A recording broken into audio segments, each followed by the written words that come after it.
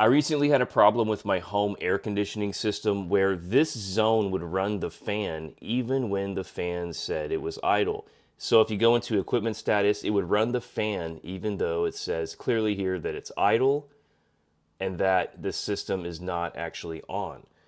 So for me, I have a two-zone system. This vent right here would constantly run air and I couldn't figure out why. So I looked on the internet, I found out that it could be a fan relay. It could also be a defective thermostat. You can test your defective thermostat by just removing it from the wall and then seeing if your fan still runs.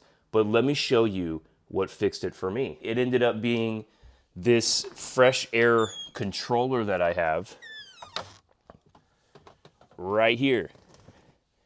So this controller basically brings fresh air into your system at certain intervals. So right now it's set to 5 minutes per hour of fresh air. But if I were to actually turn this way up, it would turn on the fan and it'll run that fan whether or not the system is running. It doesn't really matter. This thing will control the fan independently.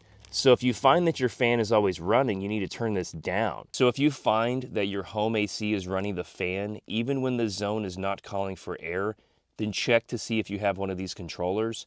If you have it set too high, it's gonna run the fan way too often. Personally, I only run mine every about 5 minutes out of every hour, as you can see here. But the time that you should run it depends on the size of your house and how much air is coming out. You really have to look into that on your own. But for me, when I built my house, it was set to, I think, 15 minutes. And so I set it down to 5, which seems fine. So what this thing does is it kicks on the fan. It also opens a damper that brings in fresh air into your system.